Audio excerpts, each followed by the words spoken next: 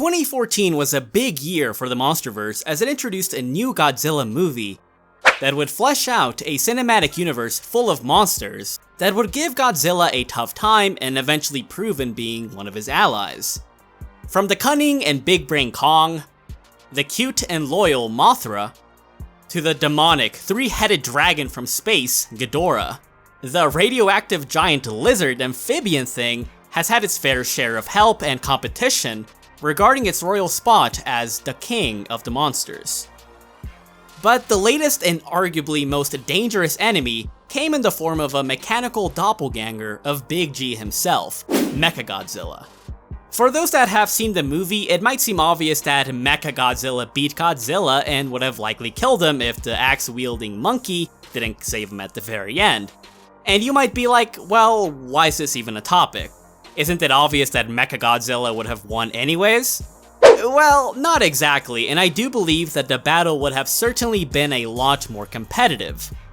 After analyzing the films, the art books, and the novels, I realized that the matchup's parameters were not as clear-cut as the movie made it out to be. You see, before Godzilla threw down against its bloodthirsty clone, he traveled to Hong Kong, expanded a good portion of its energy in blasting a big asshole through the hollow earth, and of course he fought Kong for over half a day, expanding about half of its energy in the process, meaning that he clearly was not in tip-top shape in its battle. But what if Godzilla was fresh and at his full power? Could it give Mechagodzilla a much tougher fight and defeat it? Or in the end, would it even matter against mankind's attempt at subduing Mother Nature itself?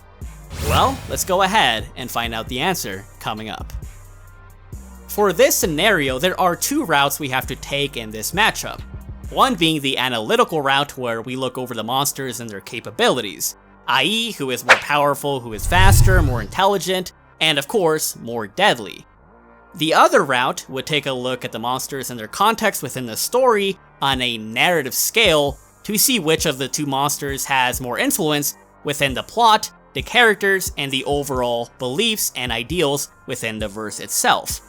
For example, Mechagodzilla representing mankind's attempt at trying to overcome nature itself, being Godzilla.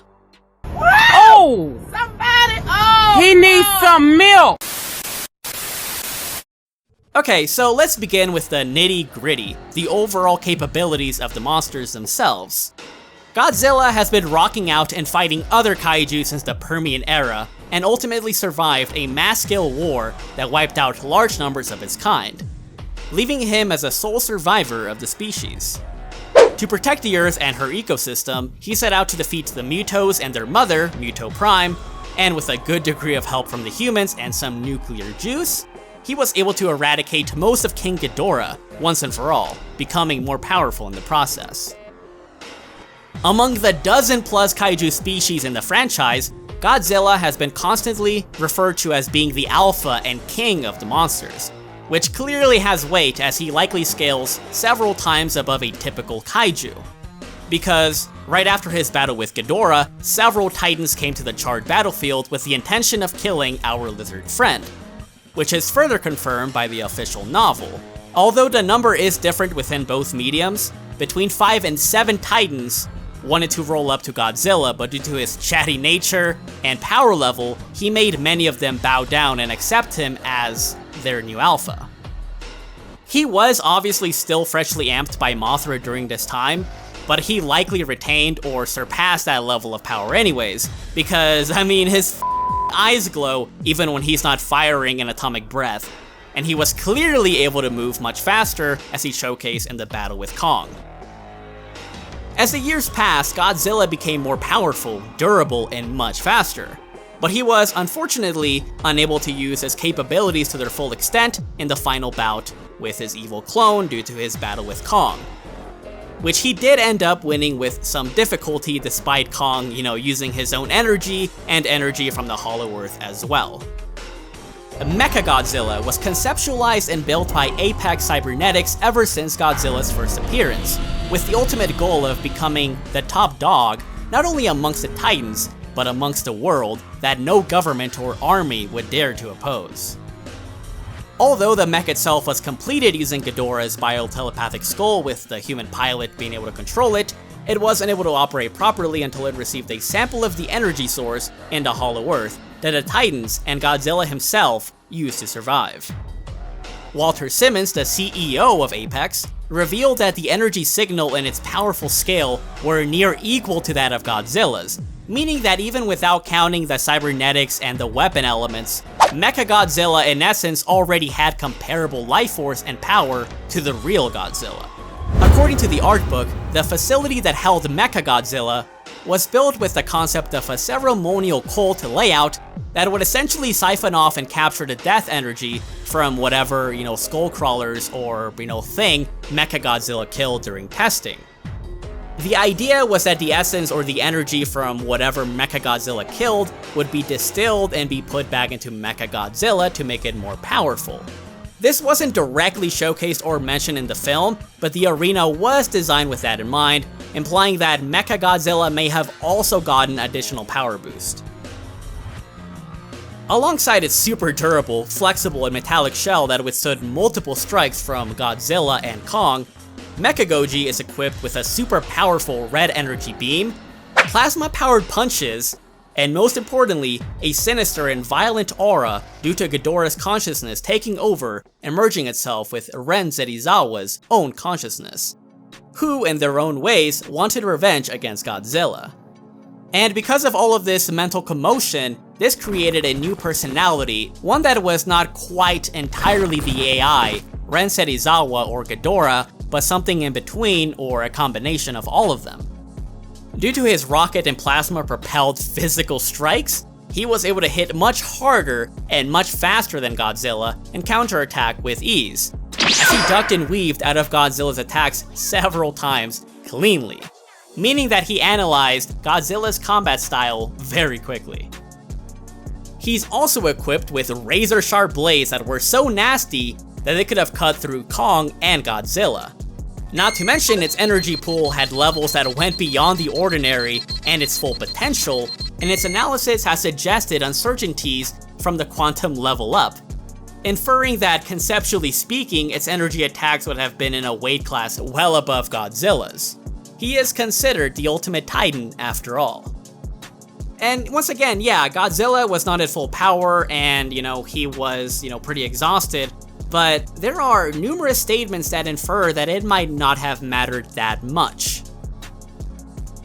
It is mentioned multiple times that Mechagodzilla was built to be the most powerful force on Earth, that several of its components were superior to the original Godzilla, and Mark Russell, one of the characters in the previous films who has a lot of experience on Titans and, Godzilla, said that Mechagodzilla was beating the hell out of him much more differently and brutally than Ghidorah was. And I mean, it's pretty evident because he was faster, stronger, and, was adapting mid-battle to its attacks thanks to its learning algorithm.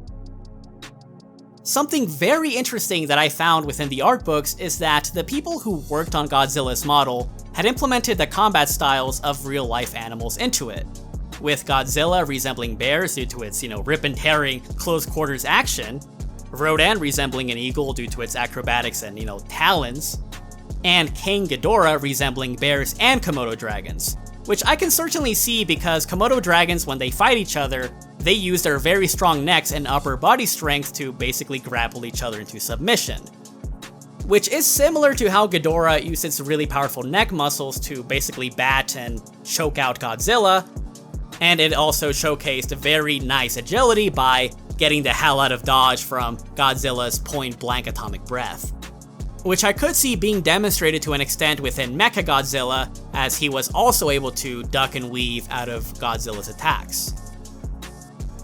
So what I'm trying to get at here is that Mechagodzilla theoretically had two combat styles at its disposal, so in a way Godzilla was not only fighting itself, but also Ghidorah at the same time. The novel also mentions this as the battle heats up. As the two giants grappled, it quickly became clear the mechanical titan was faster and stronger than the real Godzilla, and Godzilla was worn down from his fight with Kong. Going by the separation of Godzilla's strength and speed in comparison to Mechagodzilla and it being worn down, I took that as implication that even while discounting Godzilla's lower power level, Mechagodzilla would have still conceptually been superior. Really, the only drawback that Mechagodzilla had was that its components were limited because at the end of the day, it was powered by external components, which the humans sabotaged to, give the two titans a saving grace. And honestly, if that one little interruption wouldn't have happened, I could definitely see Mechagodzilla tear apart Kong and finish off Godzilla right after. However, one thing to keep in mind is that even the axe hits from a heavily weakened Kong that was literally about to die, those were still powerful enough to somewhat stagger Mechagodzilla. And even with the power of a heavily exhausted Godzilla that was getting beat up more, that power still made enough of a difference that Kong was still able to cut apart the robot and hold its head as its trophy.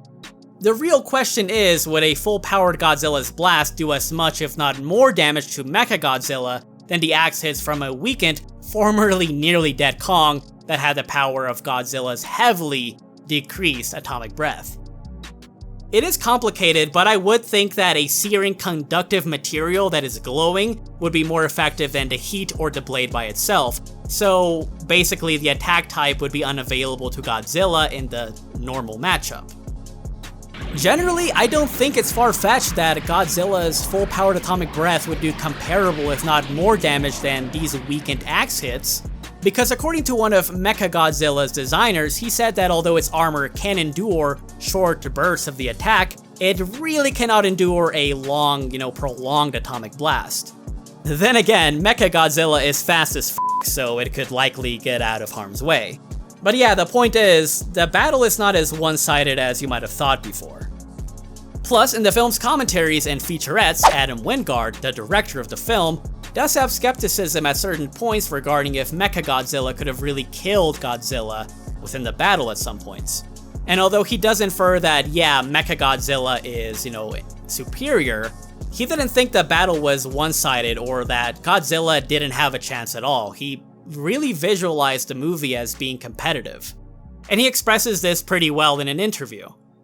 Really, ultimately it just works better that Mechagodzilla is this thing. He's been created to perfectly take on Godzilla.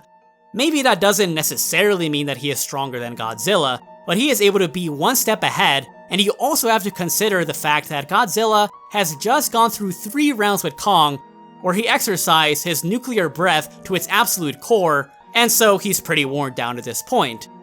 He's gone non-stop, and there's one shot where Godzilla and Mechagodzilla fire their beams at each other at the same time, right? And Mechagodzilla's actually overpowers Godzilla, and I don't think that would have been the case if Godzilla's coming in fresh, but I think that he was weakened a bit.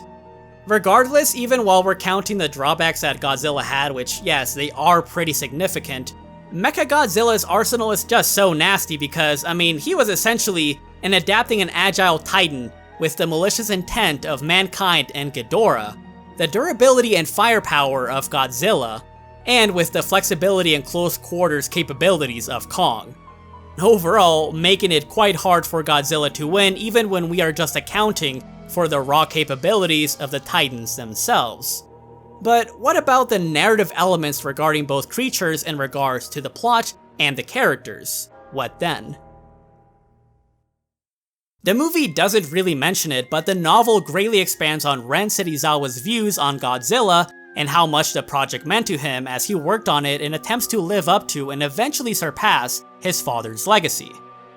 Unfortunately for Ren, his father, Ishido, let him fight, Serizawa, dedicated the majority of his life to his work at Monarch and didn't really spend much time with him, and so the relationship was already not to a good start. But then it took an even rockier turn once Ren realized that his father would have rather sacrificed himself for Godzilla like he did in King of the Monsters than to live and see his actual son again. The novel essentially explored a sibling rivalry aspect within the story, as Ren had disdain for Godzilla as he perceived him to be the older brother that was ultimately loved and more admired by his father. While for Walter Simmons, his objective for creating Mechagodzilla wasn't simply for defeating Godzilla and the Titans, but for establishing Apex Cybernetics as the strongest corporate entity in the world that would likely not be opposed by anyone and serve as either the world's biggest policeman or bully. Of course, the narrative component that was most dominant was reflected in Ghidorah, who wanted to strip the Earth right down to the bedrock to the point that nothing survived, and of course, kill off Godzilla and whoever opposed him. If Ren and Walter Simmons were the hand and the mind, Ghidorah was the destruction at the end of the gun that eventually took over everything, including the mind itself.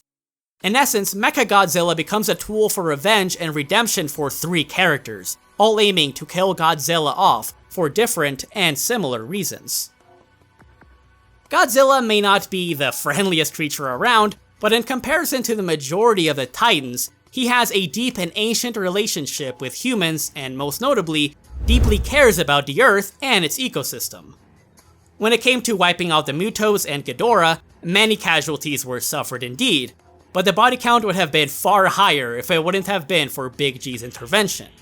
He may not be a super Earth lover like Godzilla Earth, but he certainly acts as nature's guardian and is essentially the violent part of nature that will try to usurp mankind from taking over.